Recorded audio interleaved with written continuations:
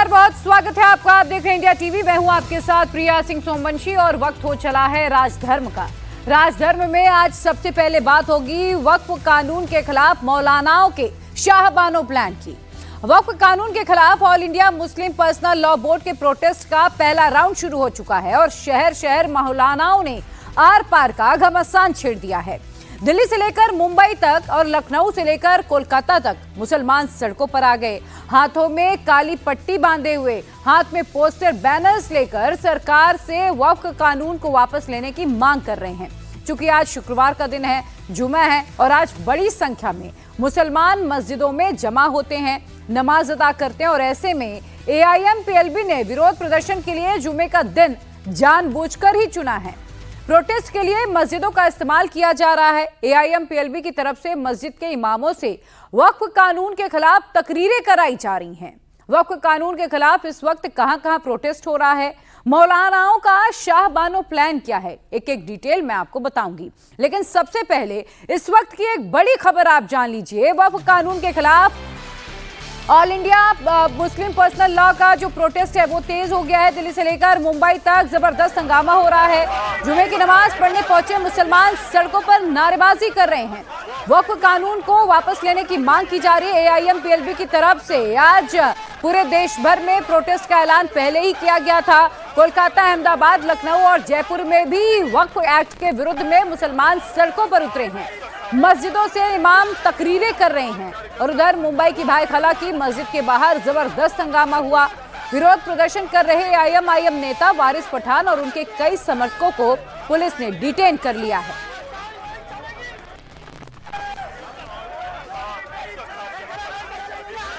नए वक्फ कानून के खिलाफ मुंबई में भी आज साइलेंट प्रोटेस्ट हो रहा है। हम मौजूद है भाईकला के हिंदुस्तानी मस्जिद के बाहर, जहां पर अभी जुम्मे नमाज खत्म हुई है और MIM के नेता और कुछ नमाजी यहां पर काले फीते बांध कर आए हैं वक्फ को, इस कानून को अपना विरोध दर्ज कराने के लिए। देखिए यहां पर वारिस भाई आप आए, जुम्मा का दिन है।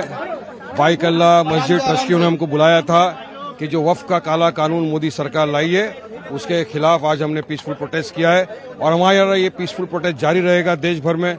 मैटर सुप्रीम कोर्ट में पेंडिंग है, 16 को सुनवाई होने वाली है, लेकिन हमको संविधान ने अधिकार दिया है कि हम कानून अगर नहीं मानते, काला कानून है, ये मुसलमानों के राइट टू प्रैक्टिस रिलीजन में इंटरफेरेंस है, यह संवैधानिक है, संविधान का गला घोटा जा रहा है मोदी सरकार द्वारा। तो हम चाहते हैं कि फौरी तौर से ये कानून वापस लिया जाए।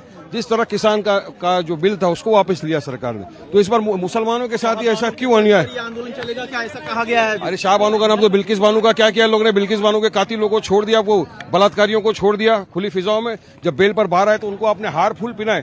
हाँ, आप उसकी बात क्यों नहीं करते हो? कानून व्यवस्था क्या बिगड़ेगी? हम कानून व्यवस्था नहीं बिगड़ने वाले। जो है ये बाहर निकले हैं, काली पट्टी पहन के इनके हाथों में जो है ये काली पट्टियां हैं और हाथ में जो है पोस्टर्स है, रिजेक्ट वक्फ बिल ऐसा इस पर लिखा गया है। और पुलिस ने इन तमाम जो विरोध प्रदर्शन करने वाले लोग हैं उनको यहाँ पर हिरासत में लेना शुरू कर दिया है। वारिस पठान को यहाँ पर हिरासत में लिया है, उनके साथ और भी जो लोग थे उनको भी पुलिस ने यहाँ पर हिरासत में लिया है। तो वक्फ बिल का कानून का जो विरोध प्रदर्शन करने वाले थे, साइलेंट प्रोटेस्ट उन्होंने कहा था, लेकिन यहाँ पर जो घोषणाबाजी भी की गई है जिसको लेकर पुलिस ने तमाम जो नमाजी है उनको यहाँ पर डिटेन किया है, अपने कब्जे में लिया है और इस वैन में बिठाकर अब उनको पुलिस जो है लेके जा रही है। ये पूरा हंगामा भाईखला में हिंदुस्तानी मस्जिद के बाहर हुआ है। AIMPLB की कॉल पर सैकड़ों मुसलमान हाथ में काली पट्टी बांधकर जुमे की नमाज अदा करने पहुंचे थे। नमाज पढ़ने के लिए मुसलमानों ने वक्फ कानून के खिलाफ जमकर नारेबाजी भी की। नए वक्फ कानून को लेकर आज मुंबई में भी साइलेंट विरोध प्रदर्शन किया जा रहा है। हम मौजूद हैं मुंबई के भाईकला के यहाँ पर हिंदुस्तानी मस्जिद के बाहर। इस वक्त हमारे साथ में है जो काली फीते बांध कर आए हैं, हम उनसे बात करेंगे। आपका नाम बताइए और आप काली फीते बांध कर यहाँ पर आए हैं, क्या आप प्रोटेस्ट कर रहे हैं और क्या कहना आपका वक्फ कानून को लेकर? मैं देखिए, मेरा नाम मोहम्मद इमरान शेख है, मैं यहाँ का रहवासी हूँ और मुस्लिम पर्सनल लॉ बोर्ड ने ऐसा आदेश दिया था कि हर जुम्मा को काली पट्टी नमाज पढ़ के अपना प्रोटेस्ट दर्ज कराया जाए। उसी तरीके से हम काली पट्टी बांध के आए हैं। कहा गया है कि शाहबानों की तरफ पर जो है इस मामले में भी प्रोटेस्ट किया जाएगा। नहीं, जो पीसफुल प्रोटेस्ट संविधान के दायरे में रहे कि हम प्रोटेस्ट कर रहे हैं, जो हमारा कानूनी हक है वो हम करेंगे। प्रोटेस्ट करने के लिए हम ये कानून को नहीं मानते, ये हमारे लिए काला कानून है, था और रहेगा, तो हम इसको नहीं मानते। लेकिन सरकार कह रही कि ये गरीब मुसलमान की हित के लिए है, क्योंकि ये भ्रष्टाचार हो रहा था। वो कह रही है, उनको कहने दो, हमारा काम हम कर रहे हैं, उनका काम वो करे। यहाँ पर नमाजी आ रहे हैं, हाथों में काली फीती उन्होंने बांधी है, लेकिन पुलिस का भारी बंदोबस्त जो है इस वक्त यहाँ पर मस्जिद के बाहर मौजूद नजर आ रहा है और पुलिस चाहती है कि कोई भी कानून व्यवस्था न बिगड़े। उधर कोलकाता में भी वक्फ कानून के खिलाफ मुसलमान आज सड़कों पर उतरे हैं। कोलकाता में यूनिवर्सिटी के छात्रों ने वक्फ बिल के विरोध में मार्च निकाला है। प्रदर्शन में शामिल छात्रों का ये कहना है कि ये जो कानून बना है ये मुसलमान विरोधी है और इसे जल्द से जल्द वापस ले लेना चाहिए। के खिलाफ इस बार आलिया यूनिवर्सिटी से निकाले गया मोर्चा और ये आलिया यूनिवर्सिटी से मोर्चा निकलते हुए सीधा पाक सर्कस पहुंचेगी और पाक सर्कस पहुंचने के बाद पाक सर्कस में विरोध प्रदर्शन किया जाएगा। तो यहाँ पर छात्रा जितने हैं उनसे बातचीत करने की कोशिश करेंगे और जानने की कोशिश करेंगे आप लोग इस बिल का क्यों विरोध कर रहे हैं, इस कानून का क्यों विरोध कर रहे हैं? हम इस बिल की प्रोटेस्ट में इसलिए क्योंकि हमसे हमारा हक छीना जा रहा है, हमसे हमारा जो पुरखों की जो जायदाद है वो छीना जा रहा है, हमसे हमारी दरगाहों को छीना जा रहा है, हमारी खानकाहों को छीना जा रहा है, हमसे हमारा हक क्यों छीना जा रहा है। इस वजह से हमारी ये प्रोटेस्ट हो रही है और जब तक ये बिल वापस नहीं होगी हमारी प्रोटेस्ट इसी तरह से होती रहेगी, क्योंकि ये हिंदुस्तान जितना आपका है ये हिंदुस्तान उतना हमारा भी है। हमें नहीं चाहिए वक्फ बिल को रिजेक्ट ही करना सही रहेगा। आप लोग विरोध क्यों प्रदर्शन कर रहे हो इस कानून के खिलाफ? देखिए, ये जो बिल आ रही है, बिल संविधान में पास हुआ है, संविधान विरोध है, ये संविधान के खिलाफ ये बिल पास किया, क्योंकि भारतवर्ष में जो हिंदू, मुस्लिम, यहूदी, क्रिश्चियन जो भी है संप्रीति करके यह चल रहे हैं, लेकिन बीजेपी सरकार जो बिल पास किया वो संविधान का विरोध हो, वो एके अपर का द्वंद्व लगा रहे, देश में विरोध कर रहे हैं, इसलिए हमारा विरोध कर रहे हैं। ये कह रही है कि ये गरीब मुसलमान जितने हैं उनके हित के लिए ये कानून है। नहीं, देखिए, जो वक़्फ़ जो संपत्ति है ना, वो मुस्लिम समाज का मानुस वो जो अल्लाह के रास्ते दान कर देता है, वक्फ कर देता है, लेकिन सरकार जो काम कर रहे हैं, सरकार अधिकारी उनके ताबेदारी करने के लिए संपत्ति उनको लेने के लिए ले रही है। वक्फ कानून के खिलाफ आज आलिया यूनिवर्सिटी के छात्र लोग प्रदर्शन कर रहे हैं पाक सर्कस में, और पाक सर्कस में जैसे कि देखा जा रहा है छात्र लोग यहाँ पर ह्यूमन चेन बनाते हुए सड़क को रोक दिया है और कुछ देर पहले आलिया यूनिवर्सिटी से छात्र लोग निकलते हुए सीधा पाक सर्कस पहुंचे। हालांकि पाक सर्कस में बैरिकेडिंग किया हुआ था पुलिस की तरफ से, लेकिन वो बैरिकेडिंग तोड़ के आगे आके यहाँ पर पाक सर्कस पहुंचे और पाक सर्कस में जैसे कि देखा जा रहा है भारी मात्रा में पुलिस यहाँ पर तैनात किया गया है ताकि कोई भी अप्रिय घटना ना घटे। इसको मद्देनजर रखते हुए भारी मात्रा में पुलिस इंतजाम यहाँ पर किया गया है। लेकिन यहाँ पर और एक बार दिखाने की कोशिश करूंगा, जो रास्ता सीधा साउथ कोलकाता के गड़ीहाट की तरफ जाता है पाक सर्कस से होते हुए, उस रास्ते को इस वक्त फिलहाल जैम कर दिया गया है और यहाँ पर ह्यूमन चेन बनाते हुए यहाँ पर छात्र जितने भी है वो प्रदर्शन कर रहे हैं और उनका सिर्फ और सिर्फ यही कहना है वक्फ कानून जल्द से जल्द सरकार को वापस लेना पड़ेगा, नहीं तो ये जो प्रदर्शन है वो प्रदर्शन जारी रहेगा। तो वक्फ कानून के खिलाफ एआईएम पीएलबी के विरोध प्रदर्शन का ये पहला राउंड है। विरोध प्रदर्शन का जो पहला फेज वो 7 जुलाई तक चलेगा। All India Muslim personal law board ने यह ऐलान किया कि वो वक्फ कानून के खिलाफ गांव-गांव, शहर-शहर मुहिम चलाएंगे, जिसकी शुरुआत आज से कर दी गई। देश के कई शहरों में मुसलमान all India Muslim personal law board की कॉल पर धरना प्रदर्शन भी कर रहे हैं। और चलिए अब मैं आपको अहमदाबाद की कुछ तस्वीरें दिखाऊंगी। आप इन तस्वीरों को गौर से देखिएगा। ये तस्वीरें अहमदाबाद के कलंदरी मस्जिद के बाहर की हैं। जुमे की नमाज हुई, जिसके बाद सैकड़ों की संख्या में मुसलमान हाथ में बैनर, प्लेकार्ड लेकर सड़कों पर उतर आए। हालांकि इस विरोध प्रदर्शन की पुलिस ने इजाजत नहीं दी थी। इसके बाद भी बड़ी संख्या में मुस्लिम समुदाय के लोगों ने सड़क पर उतरकर प्रोटेस्ट किया है। अहमदाबाद में आप देख सकते हैं वक्फ बिल का विरोध यहाँ हो रहा है। अहमदाबाद के रखियाल इलाके में जो कलंदरी मस्जिद है वहाँ आप देख सकते हैं आज जो कॉल दिया गया था all India Muslim personal law board की तरफ से कि मस्जिदों में तकरीरें की जाएं और लोग वक्फ बिल का विरोध करें।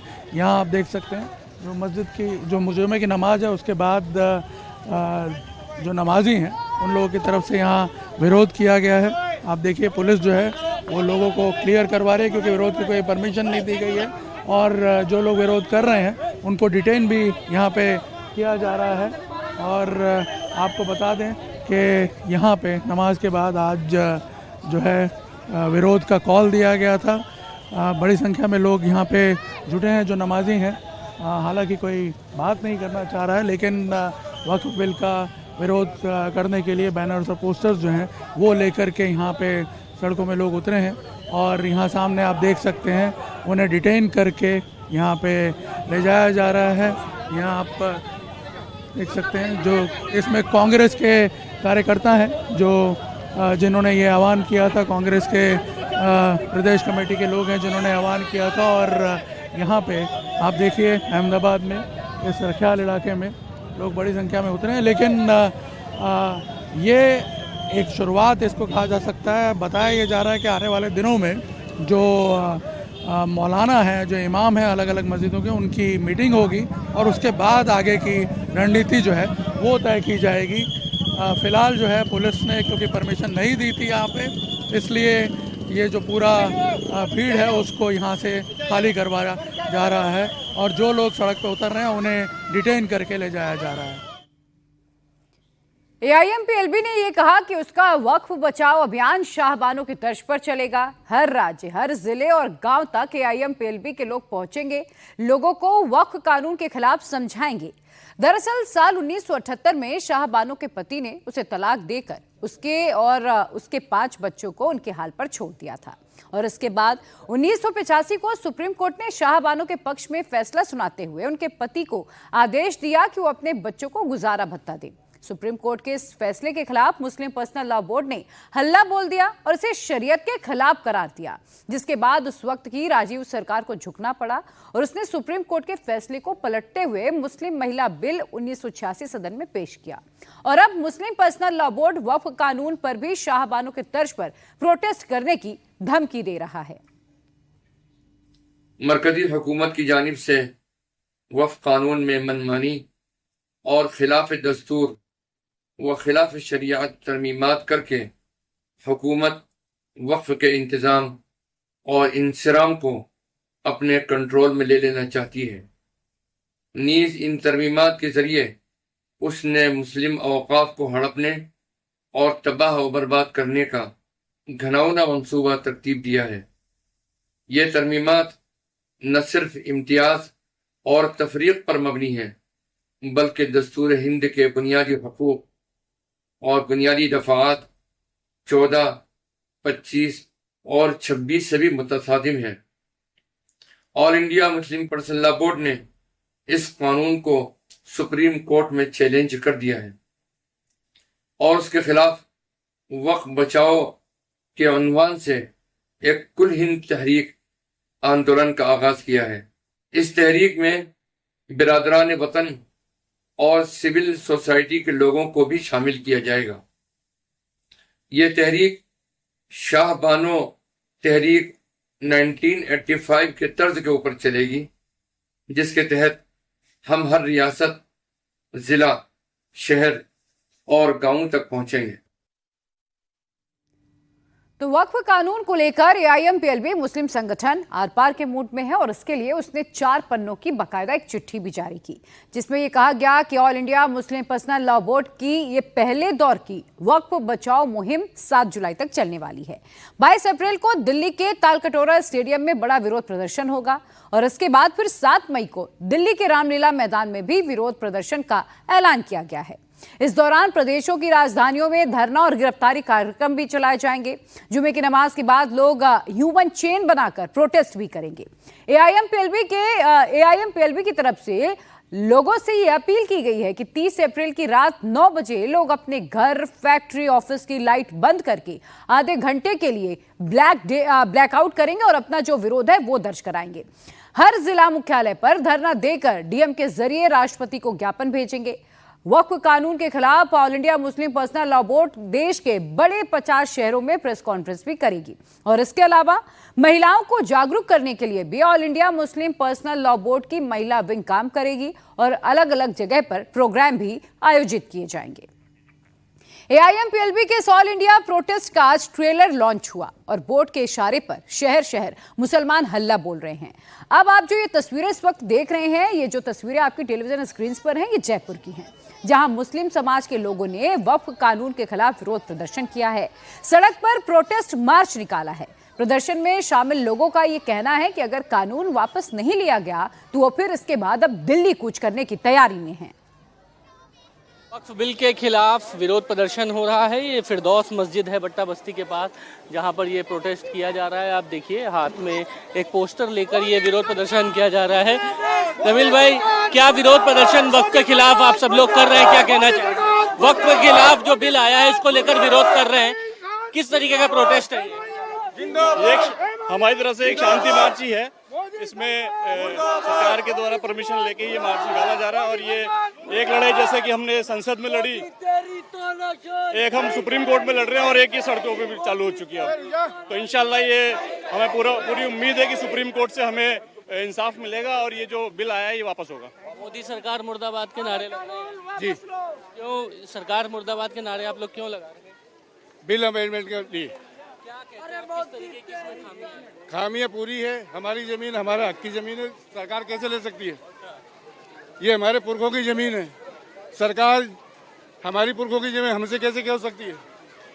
प्रदर्शन कब तक चलेगा और कितना चलेगा? जब तक सरकार हमारी बातें नहीं मानती। तो क्या दिल्ली भी कुछ करेंगे? इंशाअल्लाह है दिल्ली कुंज करेंगे बहुत जल्दी। ये काला कानून वापस नहीं हुआ तो हम दिल्ली कुंज करने के लिए हम बैठे हैं।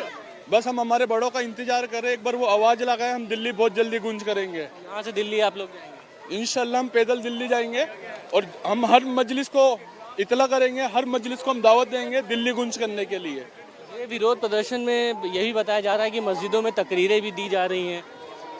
अभी तक तो ऐसी कोई तकरीर नहीं दी। क्या दिल्ली कूच करने की? दिल्ली नहीं, हम पूरे हिंदुस्तान में प्रदर्शन करेंगे जब तक कि ये बिल वापस नहीं किया जाता है। ये सीधा सीधा एक धर्म और विशेष को इस बिल ने टारगेट किया है। हम इसकी लड़ाई सड़क से संसद, संसद से दिल्ली तक हर संभव लड़ाई हम लड़ते रहेंगे। ये प्रदर्शन किस तरीके का होगा? देख रहे हैं कि उग्र पूर्वक प्रदर्शन किया जाएगा। उत्पात के हम लोग खिलाफ हैं। कहना है कि विरोध प्रदर्शन ऐसे ही जारी रहेगा और आने वाले दिनों में ये लोग दिल्ली कूच भी करेंगे। यहाँ से दिल्ली कूच की तैयारी की जाएगी। इंतज़ार है बड़े उलेमाओं और मौलानाओं का कि आखिरकार किस तरीके की बात कहते हैं और उसके बाद दिल्ली कूच करने की प्लानिंग की जा रही है। तो वक्फ कानून के खिलाफ आज all India Muslim personal law board ने चौथा मोर्चा खोला है। सबसे पहले all India Muslim personal law board ने बिल पेश होने से रोकने के लिए नेताओं पर प्रेशर डाला, जिसमें एनडीए के सहयोगी नीतीश कुमार और चंद्रबाबू नायडू मुख्य थे। लेकिन नीतीश और नायडू मौलानाओं की प्रेशर पॉलिटिक्स में नहीं फंसी। उन्होंने बिल का समर्थन कर दिया और यह बिल संसद में पास हो गया। AIMPLB ने वक्फ कानून के खिलाफ लोगों से काली पट्टी बांधकर नमाज पढ़ने की अपील की। मुसलमानों ने AIMPLB की अपील पर काली पट्टी बांधकर जुमे और ईद की नमाज अदा भी की। AIMPLB ने वक्फ कानून के खिलाफ सुप्रीम कोर्ट में भी एक याचिका दाखिल की और अब आज AIMPLB ने विरोध प्रदर्शन का ये चौथा मोर्चा खोल दिया। जुमे के दिन मस्जिदों से वक्फ कानून के खिलाफ तकरीरें कराई जा रही हैं, सड़क पर लोग विरोध प्रदर्शन कर रहे हैं। इंशाअल्लाह किसी कीमत में भी लाकानूनियत को चलने नहीं देंगे और जो डॉक्टर अंबेडकर साहब ने जो कानून बनाया है उस संविधान की हम हिफाजत करेंगे, मुल्क की हिफाजत करेंगे, जमहूरियत की हिफाजत करेंगे और अवाम की हिफाजत करेंगे। इंशाअल्लाह हम भी कोशिश करेंगे, इस तरह से जद्दोजहद करेंगे और इस सियाह कानून के वापसी तक हमारा एहतजाज जारी रहेगा। ये वक्फ अमेंडमेंट बिल 2025 जो पार्लियामेंट के दोनों ऐवानों में जो मंजूर किया गया है, एक्चुअली ये वक्फ अमेंडमेंट बिल हिंदुस्तान का आइन, हिंदुस्तान का कॉन्स्टिट्यूशन और हिंदुस्तान के दस्तूर के ख़िलाफ़ है। क्यों बोले तो हिंदुस्तान के जो दस्तूर के अंदर, आइन के अंदर, कॉन्स्टिट्यूशन के अंदर तमाम मज़ाहिब के मानने वालों को बराबर के जो है राइट्स दिए गए। ये बिल जो है आपको मुसलमानों के ख़िलाफ़ में है और ये बिल जो है पर्सनल लॉ के भी जो है ख़िलाफ़ में है। हम इसको बर्दाश्त नहीं करते। लखनऊ में भी वक्फ के खिलाफ लोगों ने जुमे की नमाज के बाद अपना विरोध दर्ज कराया। बड़े इमाम बाड़े के बाहर जमा मुस्लिम समाज के लोगों ने वक्फ को काला कानून बताते हुए कहा कि जब तक इसे वापस नहीं लिया जाएगा उनका ये विरोध प्रदर्शन यूं ही जारी रहेगा। लखनऊ का ये बड़ा इमामबाड़ा है और ये हमारे पीछे आसिफी मस्जिद है। आज यहाँ जुमे की नमाज हुई, हर जुमे को नमाज होती है, लेकिन आज नमाज के बाद यहाँ पे प्रदर्शन भी हुआ। मौलाना कल्बे जवाद हैं, उसके बाद उन्होंने यहाँ तकरीर भी की। लोग हाथों में प्ले कार्ड्स लिए हुए हैं, वक्फ जो अमेंडमेंट बिल है उसके खिलाफ यहाँ पे बोल रहे हैं। क्या विरोध है ये जो वक्फ का कानून है? मैं पहले बता चुका हूँ, ये काला कानून है और जब से हिंदुस्तान आज़ाद हुआ है मुसलमानों का सबसे बड़ा हमला है ये, और इसका विरोध करेंगे। आपने देखा कि सुप्रीम कोर्ट हमारे बहुत से उलेमा जा चुके हैं, लोग जा चुके हैं, और हम लोग को न्यायपालिका पर पूरा भरोसा है। और आम मुसलमान इस टाइम सिर्फ न्यायपालिका की ओर देख रहा है कि हमें वहाँ से इंसाफ जरूर मिलेगा। खुतबा पढ़ा गया, उसमें भी कुछ वक्फ कानून का जिक्र आया, कुछ बताया आप लोग? नहीं, ये बताया जनाब ने, ये बताया कि क्या इससे फायदे हैं। फ़ायदा तो कोई है नहीं, नुकसान क्या क्या है। हमारी बहुत सी करबलाएँ चलेंगी, जैसा हमने बताया कि मलका जहाँ करबला चला गई, ताल करोड़ा चला गया, वो अब सरकार हमें वक्त पर नहीं रहा, अब वो सरकार के अंडर में चला गया। या दरगाह हज़ब्बा जो जहाँ बहुत बड़ा रोज़ा है, वो भी ये जनाब ने खुतबे में फरमाया।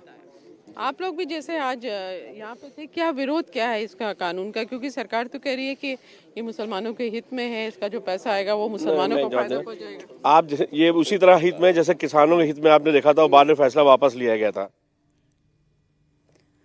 तो देश के कई शहरों में मुस्लिम समुदाय वक्फ के मुद्दे पर सड़कों पर उतरा है, तो आज पटना में कांग्रेस भी रोड पर उतर गई। आज कन्हैया कुमार के नेतृत्व में कांग्रेस ने पटना में बड़ा प्रोटेस्ट किया। सीएम हाउस के घेराव की कोशिश की गई, लेकिन पुलिस ने बीच में ही कांग्रेस का इस प्रोटेस्ट को रोकने का प्रयास कर दिया। प्रदर्शनकारियों की पुलिस के साथ धक्का मुक्की हो गई। पुलिस ने वाटर कैनन का इस्तेमाल किया और हालात बेकाबू होते देखते हुए पुलिस ने प्रदर्शनकारियों पर हल्का बल प्रयोग किया, लाठीचार्ज किया। कन्हैया कुमार समेत कई प्रदर्शनकारियों को डिटेन किया गया। यूथ कांग्रेस के कार्यकर्ता सीएम हाउस का घेराव और सीएम नीतीश कुमार को ज्ञापन सौंपना चाह रहे थे। कन्हैया कुमार के साथ साथ यूथ कांग्रेस के कई पदाधिकारियों को भी हिरासत में लिया गया है। उन्हें पटना के कोतवाली थाना लेकर जाया जा रहा है। तो आज एक तरफ जहां देश भर में वक्फ कानून के खिलाफ मुसलमान सड़कों पर थे, तो दूसरी तरफ पटना में कांग्रेस ने भी आज हल्ला बोला। दरअसल आज बिहार में कन्हैया कुमार की पलायन रोको रोजगार दो यात्रा का आखिरी दिन है और इस मौके पर कांग्रेस ने पटना में अपने मुख्यालय सदाकत आश्रम से सीएम हाउस तक मार्च का ऐलान किया था। आज के मार्च में कांग्रेस नेता सचिन पायलट भी शामिल हुए, लेकिन पुलिस ने सीएम हाउस के पहले ही मार्च को रोक दिया और उसके बाद पूरा बवाल शुरू हो गया। जो कांग्रेस के कार्यकर्ता हैं, यहाँ पर देखिए अब लाठीचार्ज की स्थिति बनती जा रही है। बैरिकेडिंग तोड़ दिया गया है, बैरिकेडिंग तोड़ दिया गया है। पुलिस रोकने की कोशिश कर रही है, लेकिन अब पानी की बौछारें शुरू हो गई है। ये देखिए वाटर कैनन का इस्तेमाल, वाटर कैनन का इस्तेमाल शुरू कर दिया है पुलिस ने।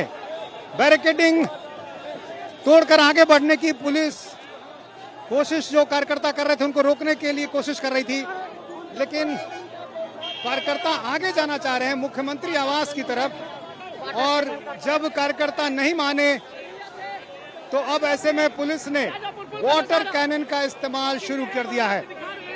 वाटर कैनन के जरिए प्रदर्शनकारियों को हटाने की कोशिश की जा रही है, लेकिन कार्यकर्ता डटे हुए हैं। पानी की बौछारों के बीच कांग्रेस के जो कार्यकर्ता हैं वो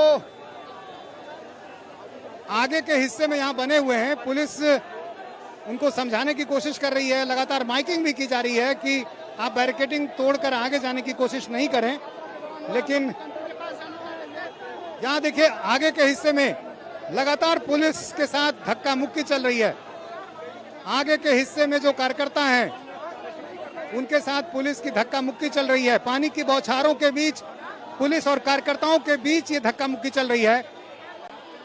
कार्यकर्ता अपनी जगह पर आगे डटे हुए हैं, बने हुए हैं, और पुलिस अपनी एक कतार बनाकर आगे बढ़ने नहीं देना चाह रही है। काफी देर से पुलिस इसको लेकर प्लान कर रही थी कि मुख्यमंत्री आवास तक इन कार्यकर्ताओं को न जाने दिया जाए। इसके लिए अलग अलग जगहों पे बैरिकेडिंग बनाई गई। पहली बैरिकेडिंग कांग्रेस पार्टी के दफ्तर से करीब 1 किलोमीटर दूरी पर बनाया गया, लेकिन उसे कार्यकर्ताओं ने तोड़ दिया। फिर एक दूसरी बैरिकेडिंग जो वहां से सिर्फ 200 मीटर के दूरी पर थी, वहां भी कार्यकर्ता पहुंच गए और उसे तोड़कर आगे बढ़ने की कोशिश कर रहे थे, और इसलिए पुलिस ने अंत में वाटर कैनन का इस्तेमाल शुरू कर दिया है। अब वाटर कैनन के जरिए पुलिस कार्यकर्ताओं को हटाने की कोशिश कर रही है। पानी की बौछारों में तमाम पुलिसकर्मी भी भीग गए हैं। कार्यकर्ताओं को अब एक एक करके वहां से हटाया जा रहा है। एक एक करके जो आगे की तरफ कार्यकर्ता हैं उनको पुलिस अपनी गिरफ्त में लेने की कोशिश कर रही है। चूंकि काफी गर्मी है, ऐसे में पानी की ये बौछारें भी बहुत ज्यादा उनको परेशान नहीं कर पा रही है कार्यकर्ताओं को। और देखिए एक एक करके जो कार्यकर्ता हैं उनको गिरफ्तार किया जा रहा है। यहाँ एक महिला कार्यकर्ता कांग्रेस की जो महिला कांस्टेबल है, महिला पुलिसकर्मी है, वो उनको हटाने की कोशिश कर रही है।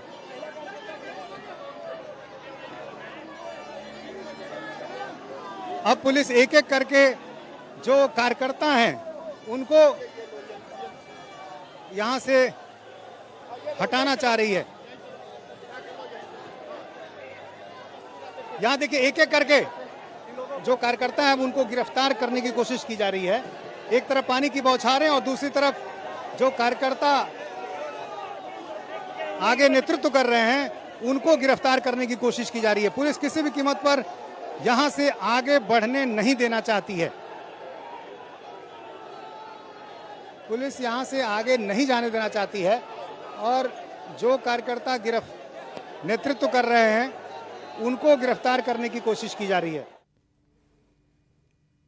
दरअसल बिहार में चुनाव से पहले कांग्रेस काफी एक्टिव हो गई है। कांग्रेस में बिहार अपने कांग्रेस के जरिए बिहार अपने पूरे चेहरे को कांग्रेस बदलना चाह रही है। राजेश कुमार बिहार कांग्रेस के नए अध्यक्ष बने हैं तो कृष्णा अल्लावरू को बिहार का प्रभारी बना दिया गया। इसके बीच कन्हैया कुमार ने बिहार में बेरोजगारी के मुद्दे पर 16 मार्च से अपनी यात्रा शुरू कर दी। इस यात्रा को राहुल गांधी का समर्थन भी हासिल है।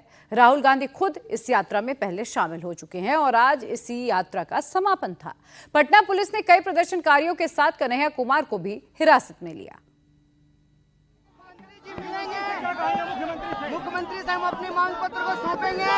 जो विभिन्न जिलों के लोग हैं जो यात्रा के माध्यम से उन्होंने अपनी आवाज उठाई है, उस आवाज को मुख्यमंत्री जी को सुनाना चाहते हैं। या तो पुलिस मुख्यमंत्री जी के पास लेकर चले या हम लोगों को जेल लेकर के चले। सचिन पायलट इस मार्च के लिए आज पटना में है। कांग्रेस की यात्रा को संबोधित करते हुए उन्होंने केंद्र और नीतीश सरकार पर जमकर अटैक किया। सचिन पायलट ने कहा कि केंद्र की सरकार जेडीयू की बैसाखी पर टिकी है और कम से कम नीतीश कुमार को इसी बहाने अपने स्टेट के लिए 10-20 लाख रोजगार तो मांगने चाहिए थे, लेकिन वो अभी तक खामोश रहे। हर बात पे double engine double engine double engine. ये कैसा इंजन है? ये काम तो करता नहीं, सिर्फ धुआं फेंकता है। और दिल्ली में बैठे जो लोग हैं, बिहार की सरकार और बिहार के नेताओं की बैसाखियों को लेकर सरकार चला रहे हैं। क्या मुख्यमंत्री जी और प्रदेश की सरकार समर्थन देने के बाद बिहार के बच्चों के नौकरी नहीं मांग सकते थे? बिहार के सरकार नीतीश जी के समर्थन के बिना केंद्र की सरकार नहीं चल सकती। अगर सरकार चलानी थी तो 10-20 लाख रोजगार मांग लेते हमारे बच्चों के लिए, हम भी आपको माफ कर देते। ऐसा नहीं किया क्योंकि उनको मालूम है अंत में हिंदू मुसलमान, मंदिर मस्जिद, जाति बिरादरी गोत्र पर लाकर झगड़ा करा दो और वोट लो और फिर 5 साल के लिए सो जाओ। लेकिन आप लोगों को भी मैं हाथ जोड़ के आपसे विनती करता हूं, आप लोगों को भी अपना भविष्य देखना होगा। कौन से नेता, कौन से लोग, कौन सी विचारधारा आपके हित के लिए लड़ रहे हैं, कौन आपका शोषण कर रहे हैं, कौन वोट बटोर के सो जाते हैं और कौन आपके लिए चिंता करते हैं, ये निर्णय आपको करना है। कांग्रेस की इस यात्रा के दौरान गठबंधन में दरार साफ साफ नजर आ रही है। तेजस्वी बिहार चुनाव में सबसे पहले बेरोजगारी को ही एक बड़ा मुद्दा बना रहे हैं, लेकिन अब कांग्रेस ने इसी मुद्दे को लपक लिया। कांग्रेस और आरजेडी के बीच तनातनी इससे भी ज्यादा नजर आ रही है। पूरे मार्च में आरजेडी का कोई भी नेता शामिल नहीं हुआ, लेकिन तेजस्वी यादव ने कहा कि उन्हें खुशी है कि दूसरे दल भी बेरोजगारी के मुद्दे पर सड़क पर उतरे जरूर हैं। हटाओ यात्रा, संविधान बचाओ यात्रा, आरक्षण बढ़ाओ यात्रा पूरे देश में सबसे पहले तो हम ही लोगों ने किया था। जो असल मुद्दे हैं देश के, बिहार के जो असल मुद्दे हैं लगातार हर बार हम लोग कहते रहे, तेजस्वी की लड़ाई बेरोजगारी से है। बेरोजगार नौजवानों का साथ हमने शुरू से दिया है। खुशी होती है कि और दल भी इस पर जो है सड़कों पे आ रहे हैं, तो अच्छी बात है, आना चाहिए। और अब बात हम आगे करेंगे कुदरत के कहर की। बिहार से यूपी तक आंधी तूफान ने कहर ढाया है। आसमान से बिजली कहर बनकर टूटी, कहीं घर पर बिजली गिरी तो कहीं खेतों में काम कर रहे इस कुदरती कहर का शिकार कुछ लोग बन गए। तेज रफ्तार चली हवाओं ने भी कहर ढाया। बिहार में एक दिन में आंधी तूफान और आसमानी बिजली के चलते 59 लोगों की जान चली गई। 3 दिन में 80 से ज्यादा मौतें हो गई। तो वहीं उत्तर प्रदेश की बात करें तो तूफान आसमानी बिजली से 22 लोगों की अब तक जान जा चुकी है। और इसी तरह उत्तराखंड और राजस्थान में भी मौसम का कहर टूटा है। उत्तराखंड के चमोली में बरसात जैसा मंजर नजर आया और इतनी ज्यादा बारिश हुई कि कई गाड़ियां मलबे में दब गईं, दुकानों में पानी भर गया। चलिए सबसे पहले आपको बिहार के नालंदा से आई कुछ तस्वीरें दिखाते हैं। आप जरा देखिएगा, तेज रफ्तार से आए तूफान के बाद पेड़ उखड़कर सड़कों पर आ गए।